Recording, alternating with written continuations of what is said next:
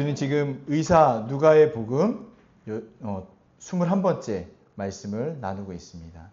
오늘은 마태복음에서는 이제 산상수훈이 있다면 누가복음에서는 평지 설교가 있는데 그 첫 번째 시간입니다. 지난주에 어떤 내용이 있었는지 기억나시나요? 예수님께서 수많은 그 제자들 사이에서 사도를 택하여서 보냄을 받은 자들, 사도를 택하셨습니다.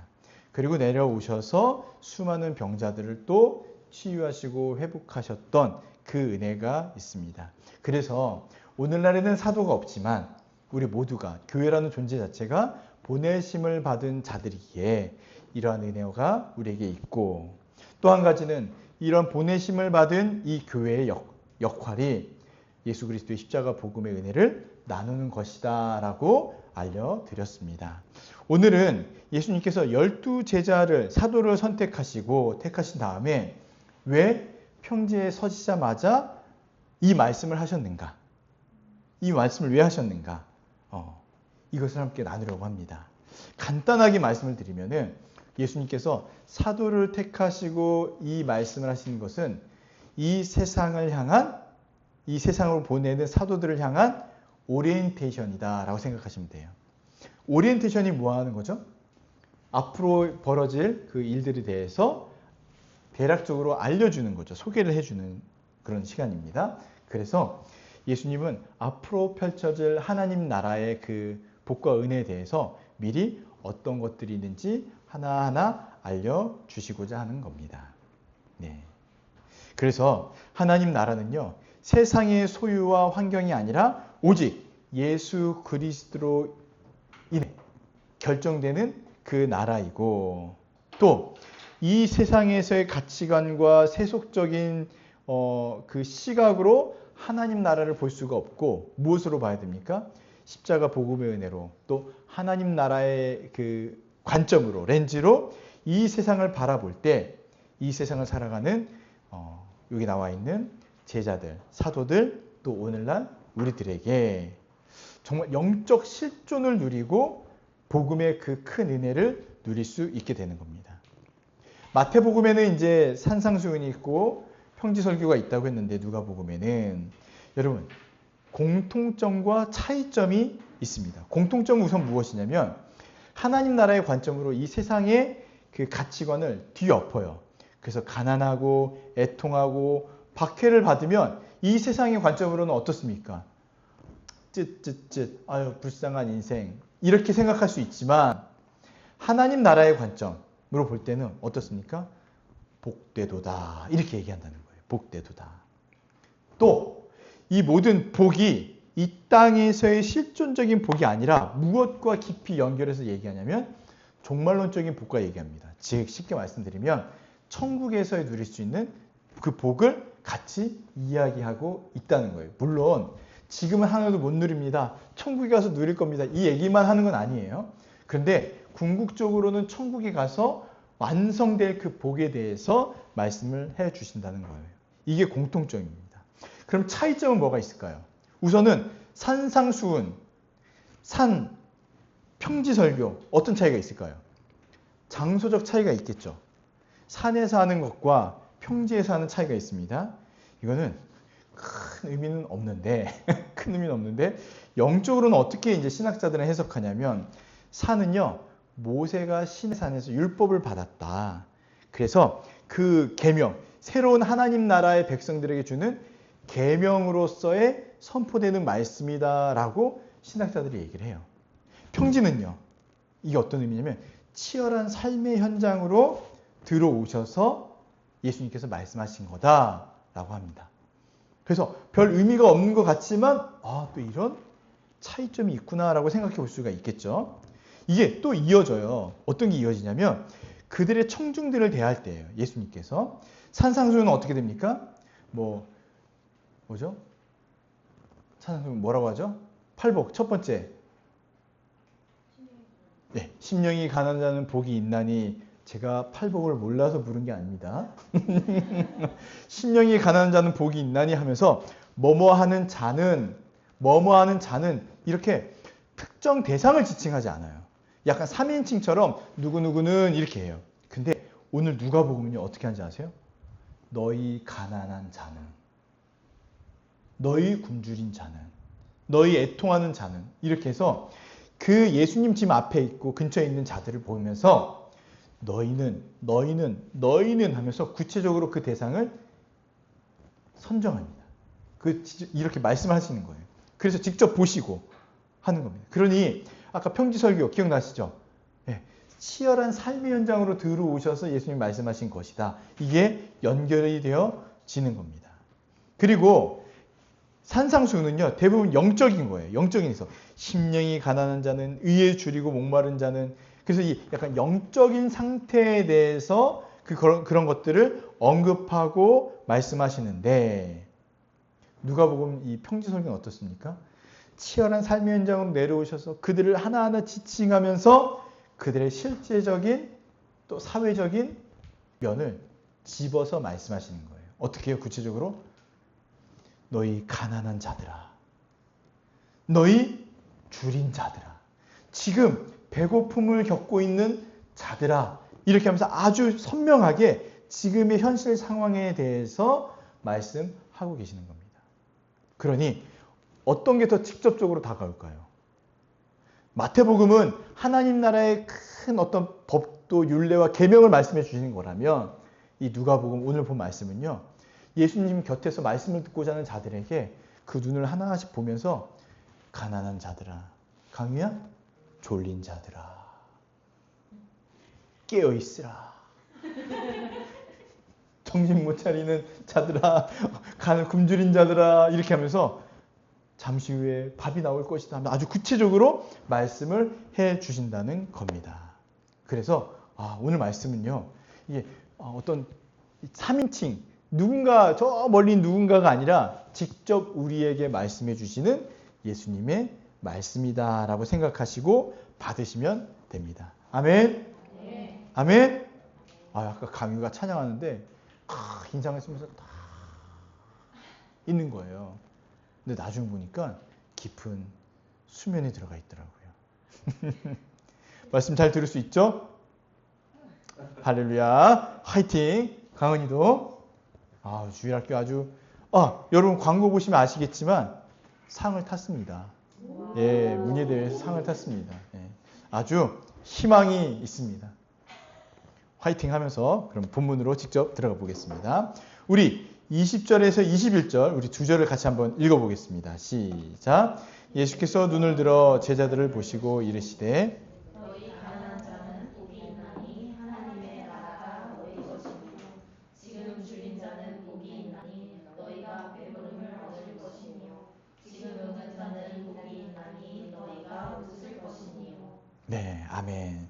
예수님께서 뭘 말씀하시는 거냐면 지금 가난한 너희들, 또 줄이고 배고픈 너희들, 또 지금 너무 고되고 힘들고 여러 삶의 문제 때문에 우는 너희들, 너희 지금 어디 있는 줄 알아?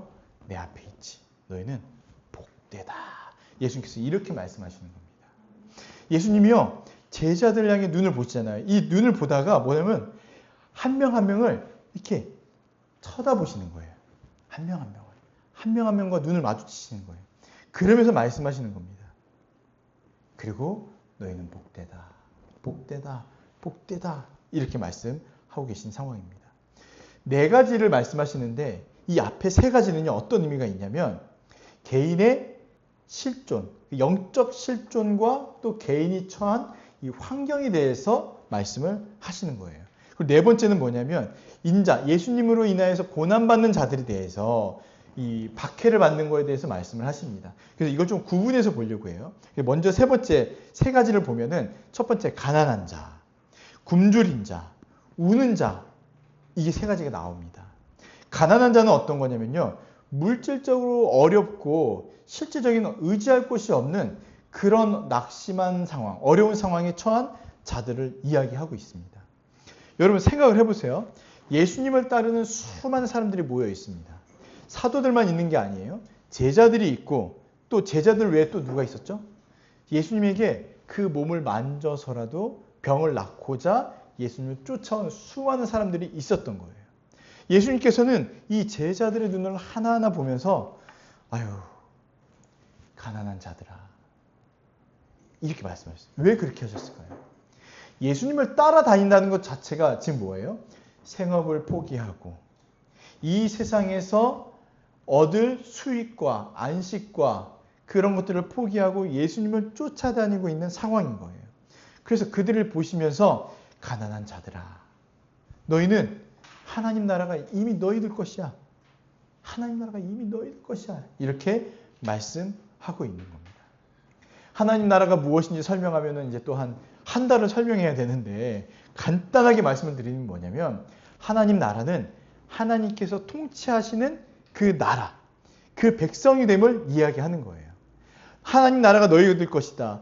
예수님을 쫓아다니고 그것 때문에 가난을 겪고 어려운 가운데 있는 너희들은 이미 하나님 나라 안에 있다.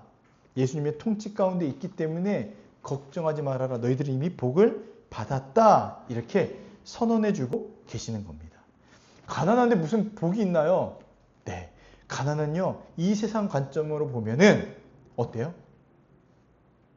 단순히 굶주리는 상태가 아니에요. 사람들은 어떻게 얘기하냐면 가난하면 게으르고 어리석고 노력 안 하고 계획 없고 인생 포기한 것 같고 별의별 평가를 다 내리죠. 그런데 예수님께서 뭐라고 말씀하세요? 하나님 나라가 너희들 것이야. 너희들은 복돼. 이렇게 말씀하시는 거예요. 완전히 개념이 다르다라는 것을 말씀해주고 있습니다. 이것을 우리가 생각을 해야 돼요. 또 비슷한 말씀이에요. 굶주린 자는 복이 있대요. 굶주린 자. 예수님 쫓아다니면서 굶주려 본 적 있으세요? 예수님 따라다니면서? 저는 기억나는 게 어렸을 때 부흥회 가면 학교 끝나자마자 막 달려가면 밥을 못 먹어요. 좋은 예가 아닌 것 같죠? 이 정도가 아닌 거예요. 그 당시 예수님을 쫓아다닌다는 것은 예수님을 아침부터 저녁까지 따라다닌 거기 때문에 거기는 뭐 식당이 있습니까? 아니면 뭐가 있겠습니까? 사람들이 예수님을 그냥 쫓아가는 거예요. 그러면 아무것도 없어요. 먹을 게 없어요. 산에 올라가도 없고 들에도 없고 아무것도 없습니다. 그러니까 굶주리는 거예요. 그런데도 뭐예요? 예수님을 쫓아다니는 거예요. 쫓아다니는 거예요. 나중에 되니까 어떻게 돼요? 사람들이 이제 그거 익숙해지니까 뭘 싸웁니까? 도시락을 싸우기 시작하는 거예요. 그래서 오병이어 기적이 나타나게 된 겁니다. 그러니까 예수님을 따라다닌다는 것은요, 어떤 걸 각오해야 되냐면 덜 먹고, 덜 입고, 덜 누리고, 또 이 세상에서 많은 사람들이 누리는 그 모든 것들, 많은 것들을 포기하는 것과 연결이 되어 있는 겁니다. 그런데도 왜 복될까요? 예수 그리스도께서 말씀해 주시는 그 생명의 말씀을 듣고 아멘하고 우리의 인생이 사탄의 압제하에 있다가 하나님 나라의 백성으로서 모든 복과 은혜를 누리는 그 현장, 그 나라, 이것 자체가 가장 큰 복과 은혜라고 생각할 수가 있습니다. 그래서 하나님 나라의 잔치에 우리가 들어가 있다. 그러니 이 땅에서는 굶주릴지라도 말씀이 선포되는 그 자리는 하나님 나라의 잔치이기에 너희는 어때요? 배부를 것이다. 이 말씀을 하시는 거예요. 배부를 것이다. 지금 배가 막 부르고 계십니까? 네. 밀가루 아니에요. 흰 쌀밥 아닙니다. 우리는 뭐죠? 무슨 밥이? 잡곡으로 배를 부르는 거예요. 네, 배를. 그런 은혜가 있는 줄 믿습니다. 세 번째는 지금 우는 자는요, 복이 있대요. 어떤 복입니까? 보상이 웃게 될 것이라는 거예요. 아니 이게 너무 이상하지 않아요? 지금 우는 자는 웃게 될 것이래요. 하나님, 예수님 그냥 지금 웃게 하시면 안 됩니까? 그게 아니라는 거예요. 이 우는 자는 어떤 걸 얘기하냐면 세상의 불의, 죄악, 고난으로 인해서 슬픔과 애통 속에 눈물을 흘리고 있는 자들. 이런 자들에게는 뭐가 필요한지 아세요? 위로가 필요해요. 근데 그 위로가 누구의 위로냐면 세상적인 위로가 아니라 하나님의 위로가 필요한 겁니다.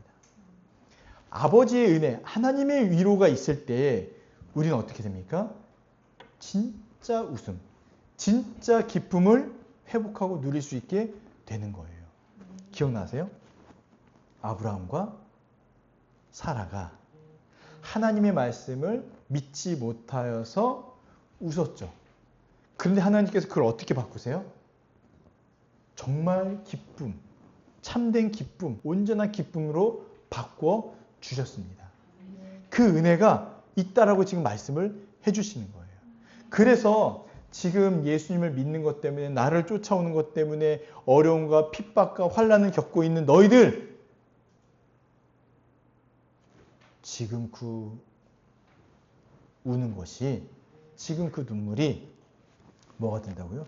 기쁨이 될 거야. 참된 웃음이 될 거야. 이 말씀을 지금 해주시고 계시는 거예요. 이걸 정리해 보면은 이 세 가지 복은요, 세상의 가치관을 완전히 뒤엎는 반전입니다. 부유함, 배부름, 쾌락. 이거 세상이 가장 좋아하는 거 아닙니까? 세상만 좋아합니까? 우리도 좋지 않아요? 네, 우리도 좋아요. 배부름은 좋고, 즐거움은 좋고, 우리도 부유하면 좋고, 누리면 좋습니다.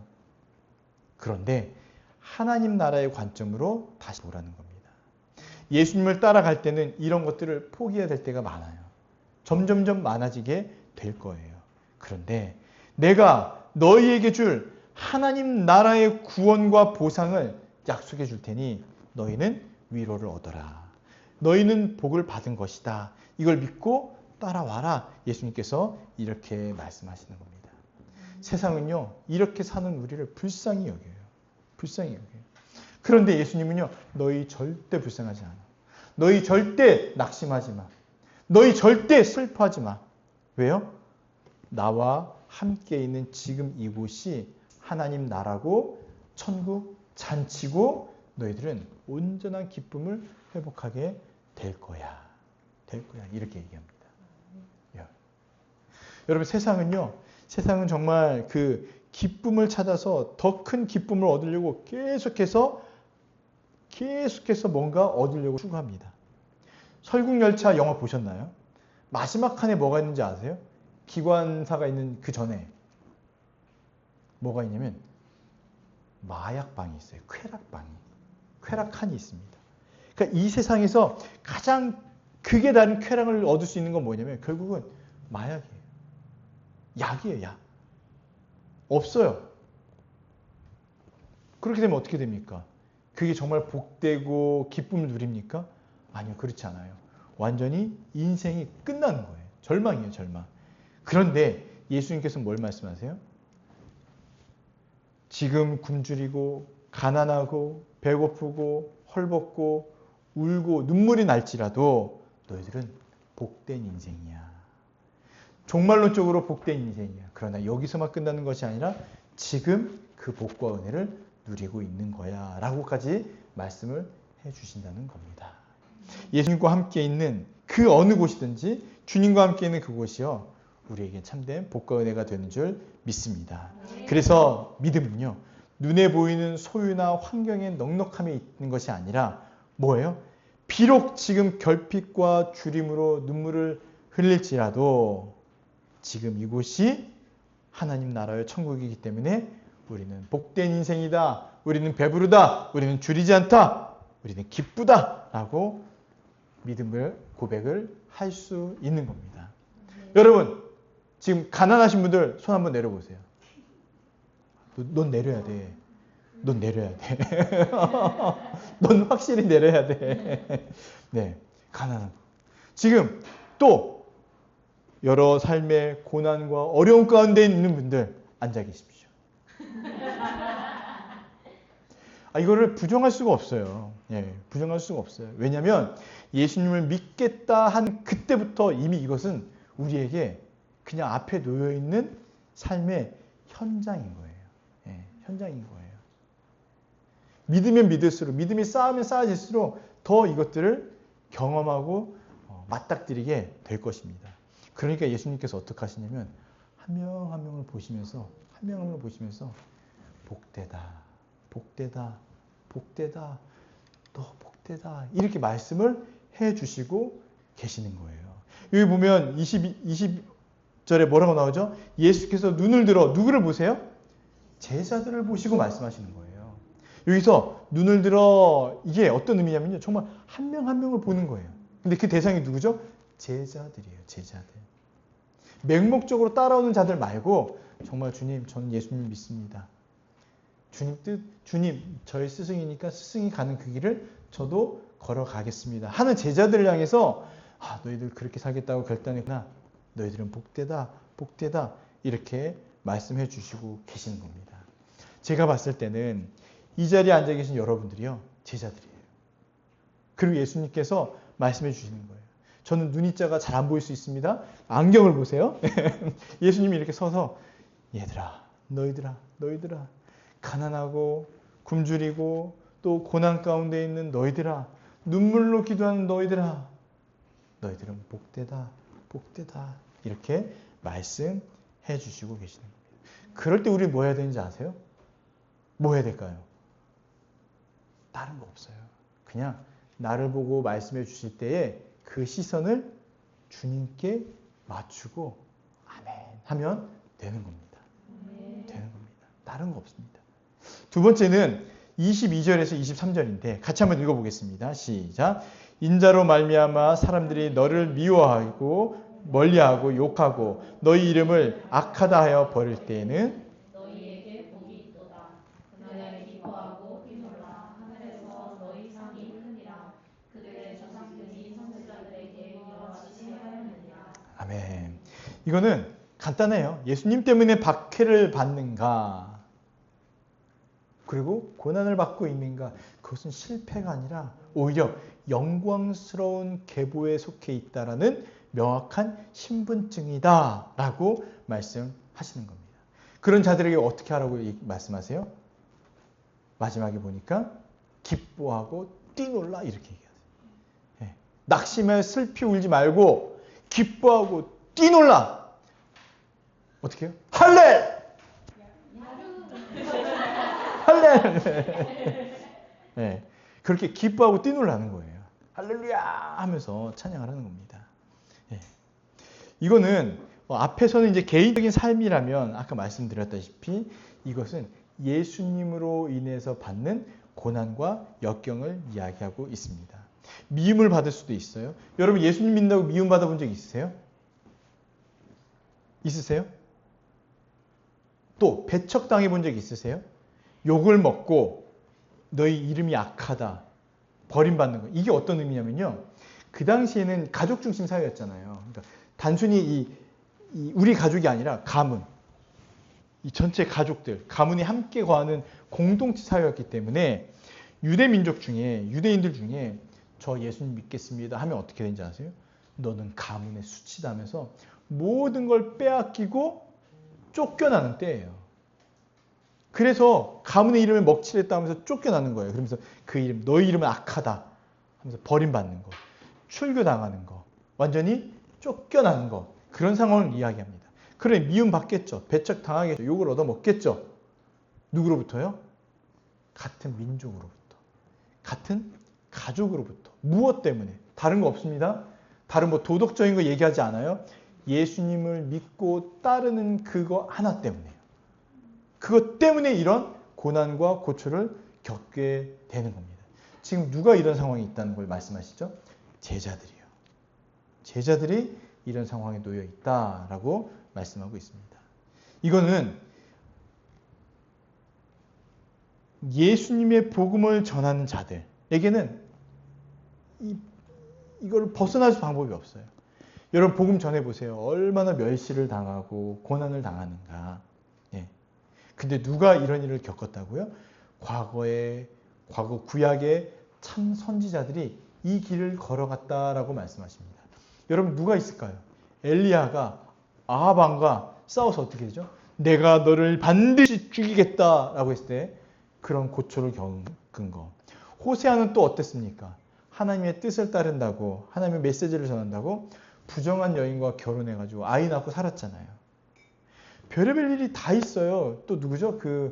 갑자기 에스겔이었나요? 예. 그 인간의 그 똥으로 만든 그 떡을 먹게 하잖아요. 왜요? 니들이 지금 상황이 이렇다라는 걸 보여주시기 위해서. 예. 그런데 그들이 존경을 받았을까요? 아니요, 그렇지 않아요. 돌에 맞기도 하고 죽임을 당하기도 하고 정말 갖가지 모욕을 당하기도 하고 그러면서 살았던 겁니다. 이런 그 길에 너희가 들어섰다라고 이야기하는 겁니다. 근데 예수님께서 힘내라 이렇게 말씀하지 않으세요. 뭐라고 말씀하세요? 너희에게 복이 있도다 이렇게 말씀하세요. 복이 있도다. 그 복은 어떤 복이냐면요. 하늘에서 상이 크다. 아주 큰 복이다 이렇게 말씀하세요. 네, 큰 복이다. 어쩌면 이 22절에 나와 있는 이 복은요. 약간 우리와는 거리가 멀 수도 있습니다. 왜냐하면 오늘날 우리가 살고 있는 이 현대 시대는요. 예수님의 복음을 전한다고 해서 핍박을 받거나 돌로 맞거나 매질을 당하는 시대는 아니에요.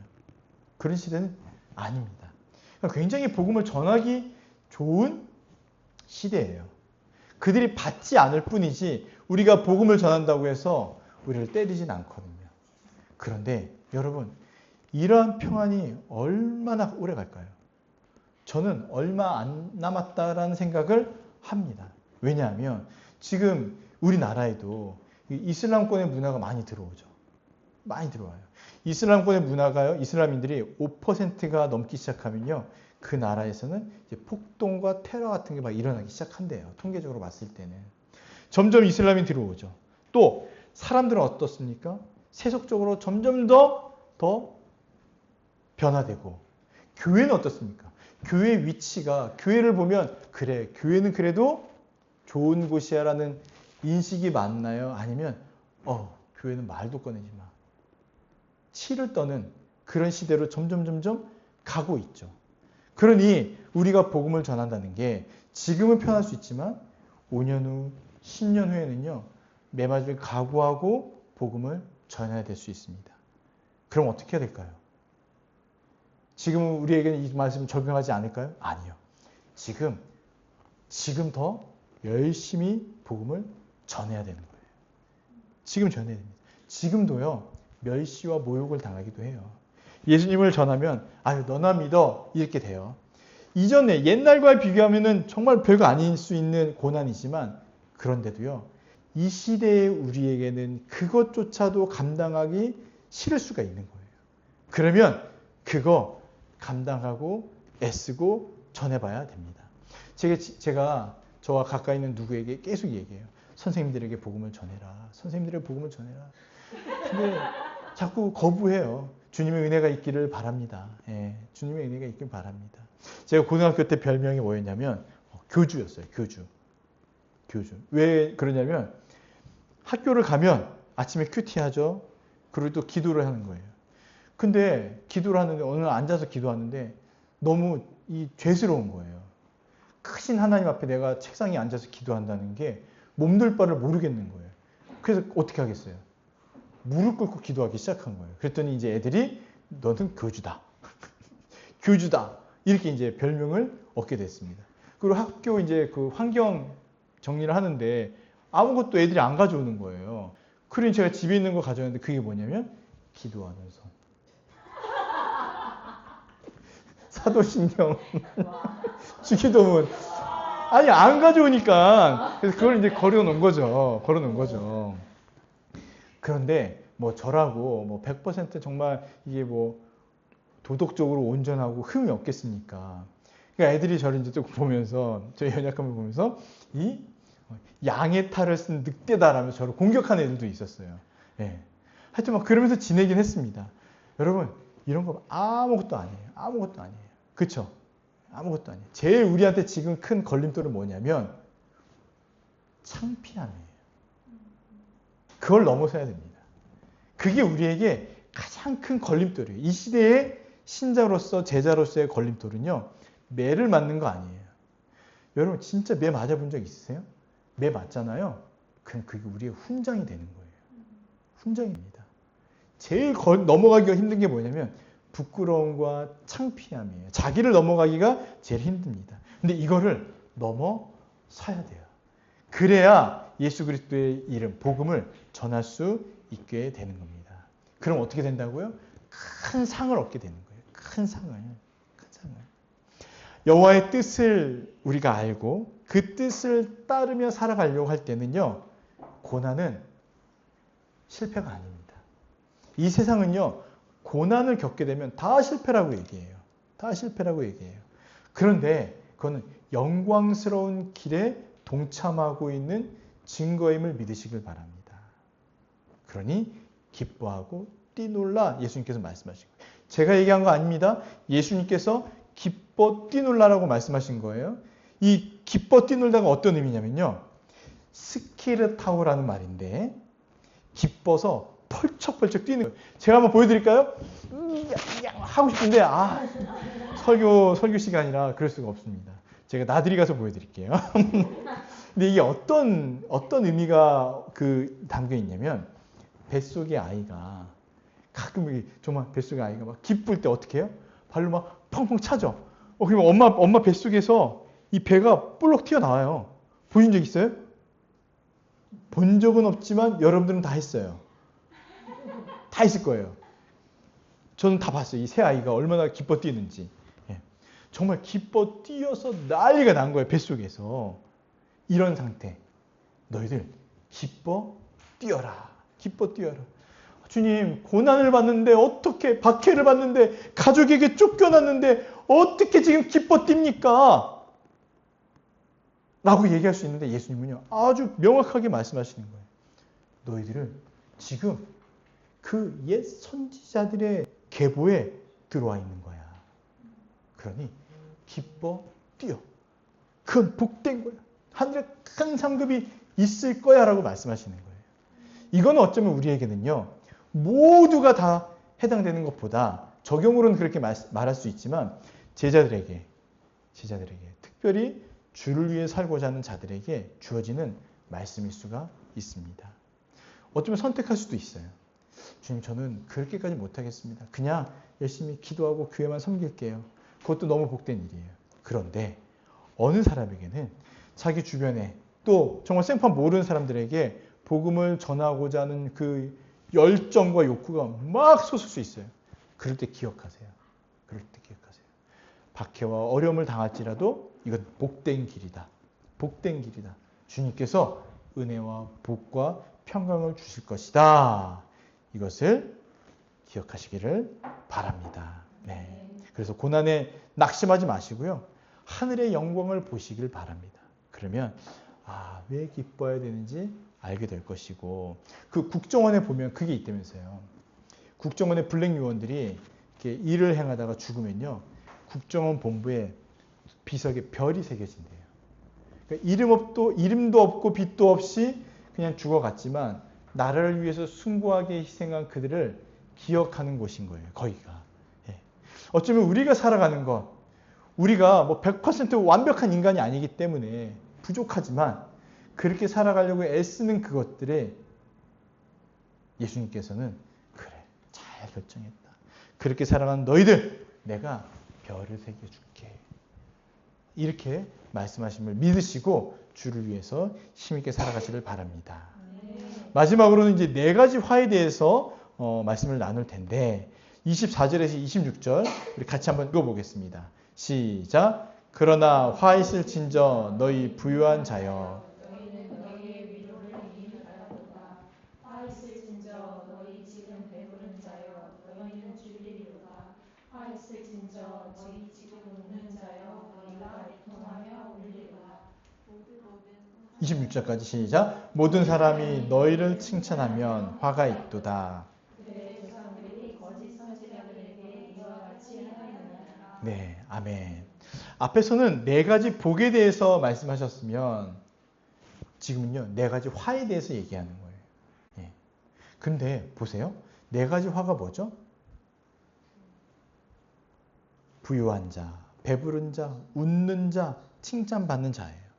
앞에 4가지의 복과 정반대에 있는 것을 이야기를 합니다. 어떤 거냐면 예수님을 따르기 위해서 쫓아온 너희들, 그런데 반대로 바리새인과 서기관 같은 자들, 그들은 어때요? 이런 상황에 놓여있지 않는 거예요. 그러니 그런 자들, 내게 화가 있도다 말씀하고 있는 겁니다. 그러면서 하시는 말씀이 뭐냐면요. 핵심은요. 신앙, 그러니까 복음에 대해서 안일하지 말아라. 경계하고 늘 경계심을 갖고 신앙을 지키고 복음의 야성을 회복해라. 이 메시지를 던져주고 계시는 겁니다. 이 네 가지 화는요, 감정적인 게 아니에요. 하나님 없이 세상의 것에 안주하는 자들, 예수 그리스도 안에 있지 않는 자들, 그들이 직면할 파산, 그들이 직면할 상황에 대해서 말씀해주고 있는 겁니다. 그들은 지금은 배부를 수 있어요. 지금은 평안할 수 있어요. 그런데 뭘 얻는다고요? 뭐 어떻게 된다고요? 화를 얻게 되는 겁니다. 세 가지로 요약해서 설명을 드리면 하나님 없는 자급자족의 위기예요. 하나님 없이 자급자족할 수 있을까요? 네, 그럴 수 있습니다. 이 세상의 풍요에 눈이 멀어져서 영적 결핍을 전혀 느끼지 못하는 상태. 전혀 느끼지 못하는 상태. 돈은 많아요. 창고에 먹을 건 가득해요. 그러나 자기 스스로가 예수님이 필요하지 않다라고 생각하는 거예요. 복음 전해봤습니까? 예수님 믿으세요. 그러면 저는 지금 부족한 게 없어요. 저는 지금 부족한 게 없어요. 오히려 굶주리고 지금 어렵고 가난한 우리들을 보면서 뭐라고 해요? 조롱하죠. 야, 너를 보면서 예수님 믿으라고? 너의 상황을 보면서 예수님 믿으라고? 야, 그냥 너 예수님 믿지 말고 일해. 예수님 믿지 말고 열심히 살아. 너부터 살아. 이렇게 얘기하는 것과 똑같다는 거예요. 똑같다는 겁니다. 그런데 우리는 뭐 어떤 해석의 렌즈를 갖고 있어요? 하나님 나라의 렌즈를 갖고 있는 거예요. 그래서 보는 게 뭡니까? 아니야. 너가 불쌍한 거야. 너 이 땅의 것 아무것도 없어. 금요일 기억나세요? 금요일날. 금요일 기억나시죠? 네. 라반은 어떤 사람이었어요? 하나님의 백성이 아니기 때문에 이 창고에 가득해야 평안을 누리는 자였지만 야곱은 어떤 자였습니까? 10번 속여서 다 빼앗기더라도 하나님이 계시기 때문에 여호와께서 야곱과 함께 계심으로 마지막에는 뭘 누리고 가요? 그 수많은 양떼를 거느려서 약속의 땅으로 돌아가게 되는. 여러분, 이것을 기억하셔야 돼요. 이걸 기억하셔야 됩니다. 화 있을진저 누가 화를 얻어요? 하나님으로부터 없는 자들. 하나님의 주심을 누리지 못하는 자들. 그런데 복 있는 자는 누구예요? 하나님께서 주시는 그 복. 그걸 누리는 우리들은 복이 있고 없는 자들은 화를 입게 된다는 겁니다. 또 이 땅에서요. 뭘 얘기하냐면 완불. 어디 나와 있냐면 24절을 보세요. 이미 받았다라고 나와 있죠. 이게 아페코라는 뜻인데 어떤 건지 아세요? 영수증 끊었다라는 거예요. 이미 완불 처리됐다. 이미 완불 처리됐다. 어떤 게요? 24절 보세요. 너희 부유한 자여 너희는 너희의 위로를 이미 받았다.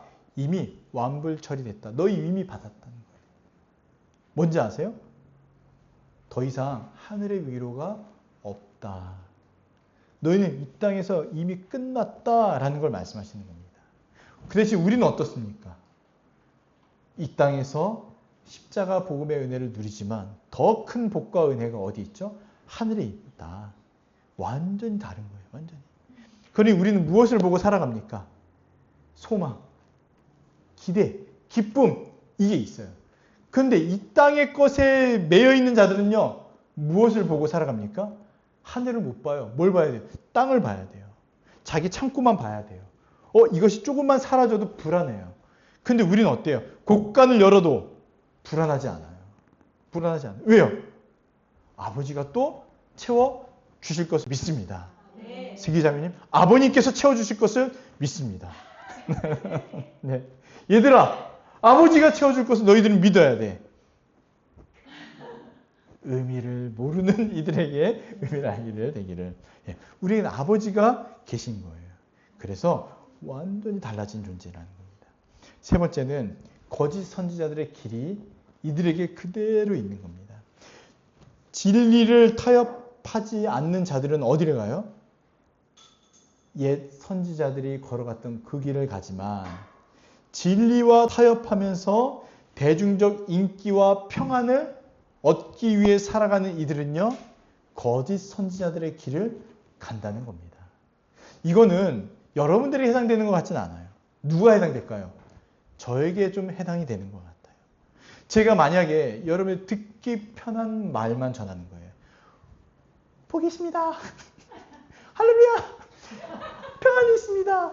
고난 없습니다. 즐거움과 기쁨만 있습니다.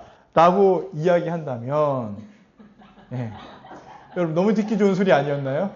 네. 이렇게만 얘기한다면 저는 진리와 타협한 이 거짓 선지자들의 길을 가는 거예요. 그럼 누가 가장 큰 피해를 보겠습니까? 여러분들이에요. 여러분들이에요. 이스라엘 백성들이 그들의 무지도 있지만 거짓 선지자들, 거짓 제사장들, 거짓된 왕들 때문에 완전히 무너지게 된 거예요. 그 책임은 누가 더 많이 받겠습니까? 왕들, 선지자들, 제사장들. 다 타락해서 버린 이들의 영향이 제일 클 겁니다. 그래서 예수님께서 다시 오신 이유가 뭐냐면 완전한 왕, 완전한 선지자, 완전한 제사장으로 오셔서 그 나라를 다시 세우시기 위해 지금 오신 거고 그 나라를 세우시면서 지금 백성들, 제자들에게 이 말씀을 선포하신 겁니다. 나는 그들처럼 너희들에게 말하지 않겠다. 너희들도 그 거짓된 자들처럼 행하지 말아라. 이렇게 아주 선명하게 말씀하시는 거죠. 너희들이 인기가 높아지고 많아지고 또 너희들의 명성이 올라가고 하는 것을 기뻐하지 말라는 거예요. 왜요? 왜 그럴까요? 그러면 그럴수록요. 정말 메시지, 진리의 말씀을 온전하게 전하지 못하게 되기 때문입니다. 저도 그런 걸 생각을 해봐요. 정말 말씀에서는 와 있을 진저 네 가지 막 해야 되는데 살짝 두 가지만 얘기하면 뭐가 돼요? 진리를 왜곡하게 되는 거예요. 그래서 말씀을 그대로 전해야 되는 게 목회자로서는 제일 중요한 사명이고 역할입니다. 어쩌면 여러분들에게 정말 이렇게 푹 찌를 수도 있어요. 삼지창으로 푹. 근데 제 마음은 어떤지 아세요? 인간적인 마음은 찌르더라도 그냥 포크로 찌르면 안 됩니까? 이쑤시개로 그냥 콕 찔러주면 안 됩니까? 이런 마음이 있어요.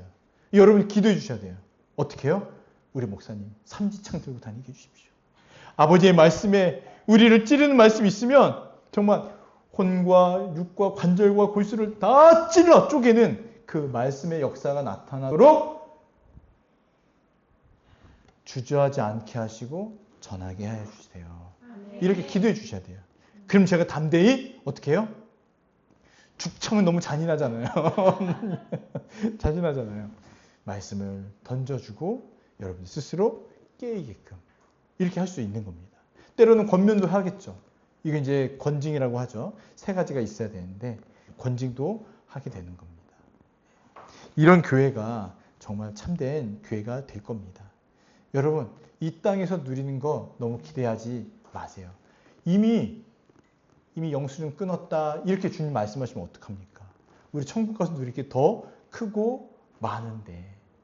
근데 제가 보니까 여러분들이 이제 개척교회 하면서 정말 우리 청년들부터 어른들까지 다 수고하고 애써서 교회를 세워가는 것들이 보여요. 교회를 사랑하는 것도 보입니다. 예. 이게 지금 신혼 기간이라고 얘기해요. 1년간은. 1년이 지나면 어떨지 모르겠어요. 근데 이 마음 변치 마시고 계속해서 교회를 잘 세워가시면 좋겠습니다. 우리 교회가 크지 않아요. 그렇지만 들어보면 어떻습니까? 어마어마하게 넓어요. 그렇죠? 어마어마하게 넓어요. 예, 있을 것 다 있어요. 없을 건 없고. 이거 가사인데 화기장터 가사인데. 예, 다 있습니다. 다 있습니다. 근데 이곳에서는 이런 인테리어가 좋고 그것보다 더 중요한 게 무엇이냐면 기쁨, 평안, 샬롬, 말씀이 있다는 것이 제일 중요한 줄 믿습니다. 그리고 계속해서 여러분들이 힘을 내어서 복음 전도를 하도록 격려하고 돕고 있고 또 한 영혼 한 영혼이 살아가는 거 여러분 전도하는 게 진짜 쉽지 않아요. 전도하는 게 진짜 쉽지 않아요. 만나는 건 가능한데 복음을 배우는 데까지 나가는 게 어려워요. 또 복음을 배우는 것도 어려워요. 그러니 정말로요 안 하면 좋겠어요. 안 하면 저도 편하겠어요. 아멘 하면 안 되겠죠. 예. 그런데도 뭐 해야 되죠? 목사님, 정신 차리십시오. 복음 열심히 전하십시오. 이렇게 말씀해 주셔야 되는 거예요. 이게 저만 그런 게 아니에요. 여러분, 그런 경험 있으세요? 정말 막 수고하고 온 에너지를 다 썼는데 안 돼요. 그럼 마음이 어떻습니까? 좌절, 낙심, 포기하게 되죠. 그거 하지 말라고 지금 예수님께서 말씀해 주시는 겁니다. 그럴 때 다시 힘을 내는 거예요. 목사님 다시 힘을 냅시다. 다시 힘을 냅시다. 또 복음 전합시다. 복음 또 전합시다. 네, 계속해서 이러한 마음을 갖고 가는 거. 그런데 이때 딱 포기하고 아유 목사님 하지 맙시다 하면 뭐가 돼요? 화 있을 진저가 되는 겁니다. 되는 겁니다. 육체적인 또 물질적인 풍요 우리한테 있는 거 중요합니다. 저는 그래서 기도합니다. 그런데 이것에 의해서 휘둘리지 마십시오. 이것에 휘둘리지 마십시오. 주님은 언제든지 주시고 언제든지 또 가져가실 수도 있습니다. 이 세상의 천박한 그 웃음, 껄껄거림에 넘어가지 마시고 참된 기쁨, 주님이 주시는 참된 기쁨을 누리시기를 바랍니다. 네. 그리고 모든 사람들에게 칭찬받으려고 하지 마세요. 우리는 누구에게 칭찬받으면 됩니까? 예수님에게. 또 믿음의 사람들에게 칭찬과 격려를 받으면 됩니다. 제가 군대에서 첫 이제 그 장교 훈련을 들어갔을 때 첫 주는 교회를 못 가게 해요. 못 가게 해요. 그래서 그래도 이제 신학교를 졸업했으니까 예수님 믿는 사람들 모아가지고 그 계단에서 예배를 정말 짧게 간단하게 드렸거든요. 그런데도 이게 채워지지가 않는 거예요. 근데 그 다음 주에 교회를 딱 갔는데 교회는 너무 허름해요. 군대에 있는 교회들이니까 너무 허름해요. 그런데 들어가자마자 막 눈물이 쏟아지는 거예요. 한 주 예배 안 드렸는데 눈물이 쏟아지면서 그곳이 진짜 하나님의 나라 같은 거예요. 은혜가 막 넘치는 거예요. 찬양부터 시작해가지고 막 은혜가 막 쏟아지기 시작합니다. 저는 여러분들이 우리 교회가 그런 교회가 됐으면 좋겠어요. 어떤 거냐면 이 세상에서 치열하게 싸우고 살다가 왔잖아요. 그러면 우리는 서로 격려하고 잘했다. 잘했다. 힘을 내서 잘했다. 아유 쓰러졌어. 괜찮아 괜찮아. 일어서. 오늘 불고기 나왔어. 불고기 먹고 힘내자. 이러면서 서로 격려했으면 좋겠어요. 서로 속사정은 자세하게 다 말하지 못할 수 있습니다. 그런데 제가 보니까요. 다 치열하게 싸우는 사람들이에요. 치열하게 싸우는 사람들이에요. 세상 직장의 문제, 또 사회의 여러 관계의 문제, 또 가정의 문제, 또 자식들의 문제, 이게 막 얽히고 설켜 있습니다. 이것만 보면 어때요? 다 내어 던지고 버리고 싶죠. 지금 제가 주님 쫓을 때가 아닙니다. 지금 제 삶은 완전히 난장판입니다. 근데 예수님 뭐라고 말씀하세요? 그럼에도 나를 쫓아오는 니들 복 있다. 이렇게 말씀하시는 거예요. 이거 붙들고 믿으시길 바랍니다. 이 세상이 말하는 행복을 쫓느라 진리 앞에서 장님이 될 수가 있어요. 그러지 말라는 겁니다. 영원한 파멸을 향해 달려가는 그 인생들을 향해서 지금 예수님이 정말 안타까운, 간절한, 정말 애통하는 마음을 가지고 말씀하시는 거예요. 너희들은 복이 있다. 화 있는 자들처럼 살지 말아라. 그들은 영적 사망에 이르르고 복음의 야성이 다 사라지게 될 것이다. 그러니 정신 차려라. 보세요. 화 있을진저 말씀하시는데 정말 들어야 될 자들이 들을까요? 아니에요. 지금 누가 들어요? 제자들이 들어요. 제자들이. 그렇게 가지 말라라는 거예요.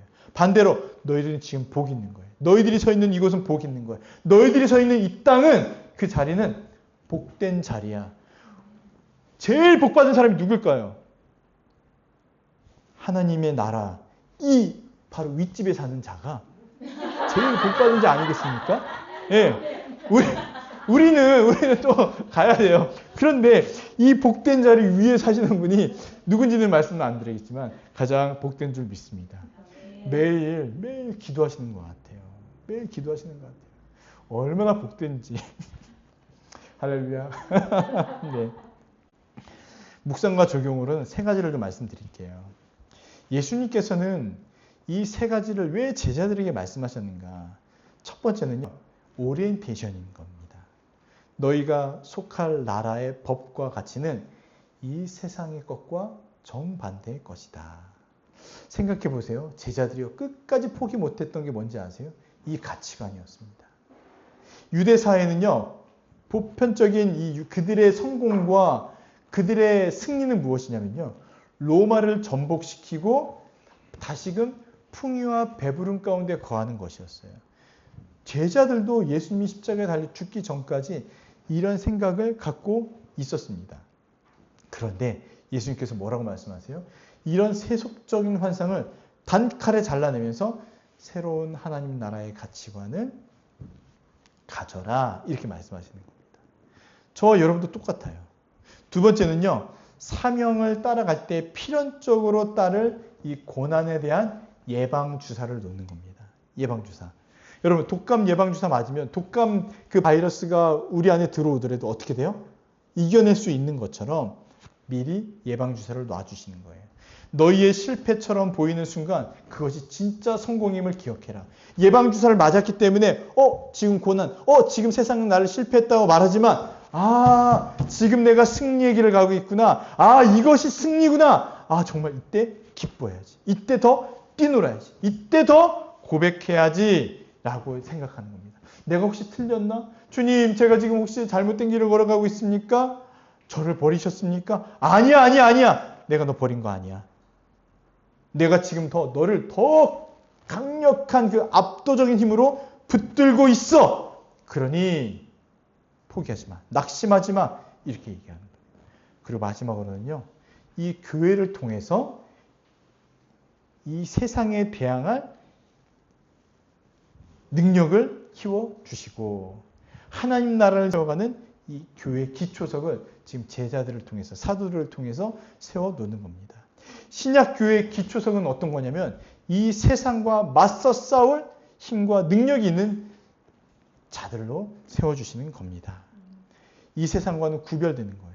만약에 여러분들이 세상에서 치열하게 싸웠는데 돌아가서 봤더니 교회가 무너져 있어요. 그럼 우리는 어디로 돌아가야 될까요? 어디를 의지하고 어디서 다시 위로와 힘을 얻어야 될까요? 그래서 주님께서 미리 말씀해 주시는 거예요. 그 제자들에게, 사도들에게 너희들은 기초석이 되어야 된다.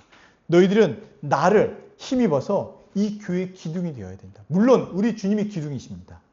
그런데 우리가 그것을 믿고 여러분이 한 명 한 명 기둥으로 세워져 있을 때 몇 사람이 무너지더라도, 몇 사람이 정말 좌절하고 오더라도 그 자리에 딱 기둥처럼 서 있는 여러분들 때문에 다시 어떻게 되냐면요, 힘을 얻고 위로를 얻는 거예요. 예. 제가 그런 존재입니까? 네, 맞아요. 그런 존재예요. 우리 초등학생들은요, 여러분들도 그런 존재예요. 예. 여러분들이 교회에 있는 것 자체가요, 우리 어른들에게는 힘과 위로가 됩니다.